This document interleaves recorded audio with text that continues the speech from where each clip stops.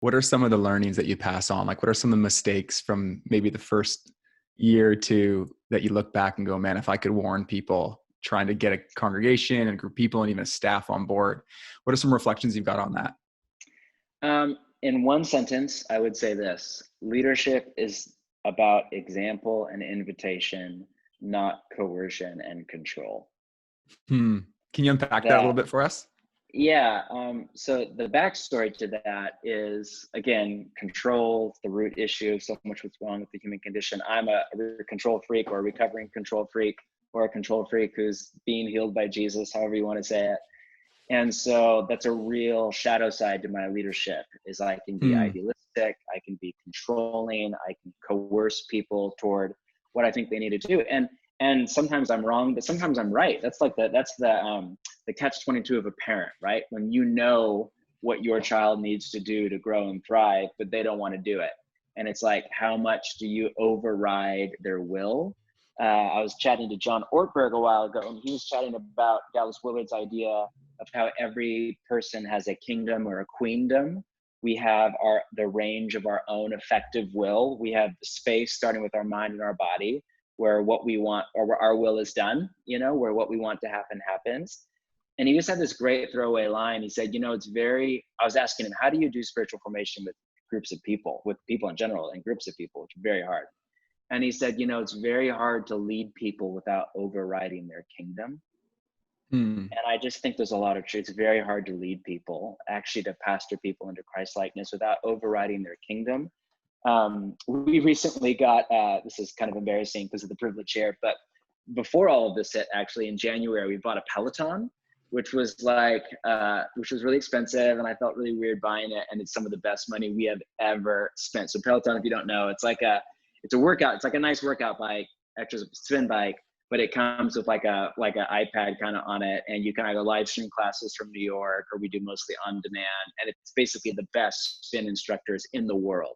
And these spin instructors are like one part, high level elite athlete, one part like motivational speaker, self-help guru, one part like therapist. I mean, it's just unreal. You're not getting a workout, you are getting a worldview and like a massive emotional dose.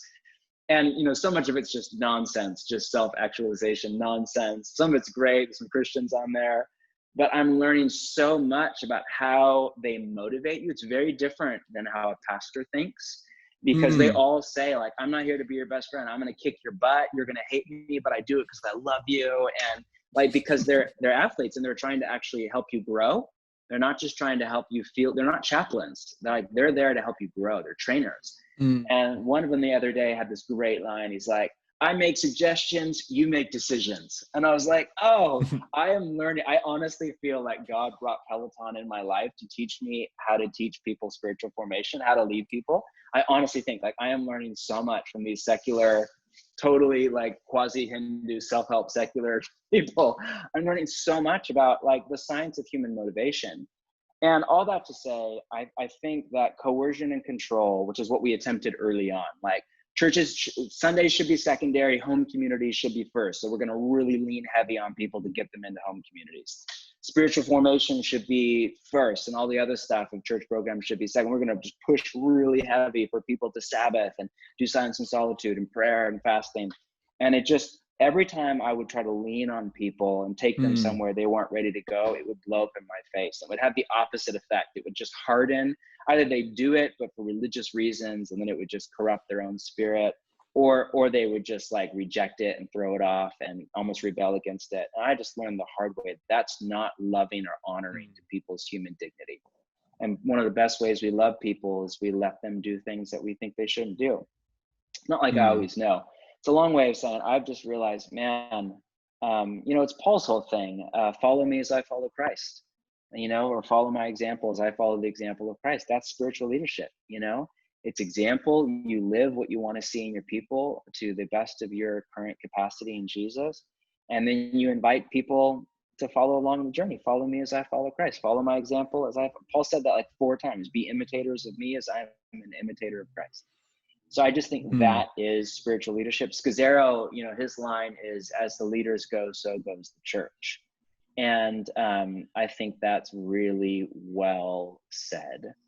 Mm. That, you know, what God is doing in your own formation, and that in the highest level of leaders in your church, is likely what your church has the potential to rise to. There's no guarantee, but it's very unlikely that it will rise above that. So if there's unhealth and dysfunction and irritability and shadow side in you and your leaders, again, some of that's in all of us, but that's likely going to be church-wide. You know, weren't you the one, Jason? You had that great. Tell me that story about somebody said to you recently, like, you're the greatest threat to your church.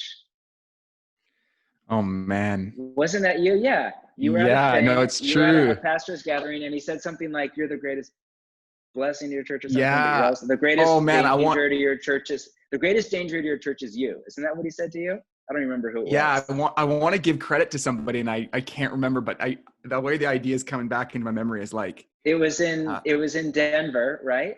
At that church planting thing you were yeah, at. I think it might have been it. Okay, here's who spoke at that thing. Tim Mannon spoke. John Peacock. It might have been. Oh, it was John Peacock from Mission Church in Chicago, outside Chicago, and he said a number of things. And he did this whole bit. He was like talking to church planners, and he's like, "What's the biggest threat to your church plant?" He goes, "Is it the devil?" I mean, he doesn't want your church plant to be around. He's like, "Is it secular society?" I mean, that's, he named all these things that are like legitimate threats. And he goes, "You're the biggest threat to your church plant." That's so true, though. Yeah. Yeah. I It's mean, terrifying. it's terrifying, but more churches are ruined by pastors than by anything else I know of. Hmm. Hmm. So there's a healthy sobriety that comes with that. Yeah. You know, that I could be the spiritual gift to my church, or I could be its downfall. You know, gosh, God. So man, why do we need so much more? We got to lead in team. We got to lead grounded in relationships. We got to be aware of our shadow side. We have to be honest and open about our shadow side with the people that we lead to whatever degree is appropriate. We have to have accountability in check. We have to be grounded. We have to be patient and slow. We have to prioritize formation above all. And then we just have to invite people to come along for the journey.